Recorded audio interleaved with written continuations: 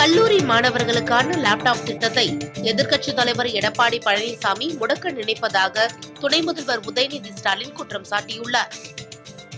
இது தொடர்பாக அவர் தனது அறிக்கையில் தமிழ்நாட்டு மாணவர்கள் படித்து முன்னேறிவிடக் கூடாது என்ற பாசிச பாஜகவின் எண்ணத்தை எடப்பாடி பழனிசாமி வெளிப்படுத்தி வருவதாக சாடியுள்ளார். தேர்தலுக்காக லேப்டாப் கொடுக்கப்படுகிறது என்பது போன்ற பொய் பிம்பத்தை எடப்பாடி பழனிசாமி ஏற்படுத்த முயல்வதாக கூறியுள்ள உதயநிதி ஸ்டாலின் 2025-26 நிதிநிலை அறிக்கையிலேயே கல்லூரி மாணவர்களுக்கு லேப்டாப் அறிவிக்கப்பட்டதாக சுட்டிக்காட்டியுள்ளார்.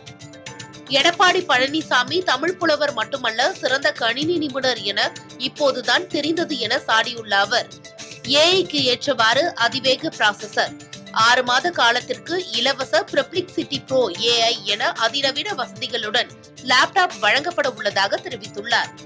பிப்ரவரி மாதத்திற்குள் 10 லட்சம் லேப்டாப்கள் வழங்கப்படும் என கூறியுள்ள உதயநிதி ஸ்டாலின், 2019ஆம் ஆண்டிலேயே லேப்டாப் திட்டத்தை பாதியிலேயே கைவிட்டு மாணவர்களை ஏமாற்றியவர்தான் எடப்பாடி பழனிசாமி எனவும் சாடியுள்ளார்.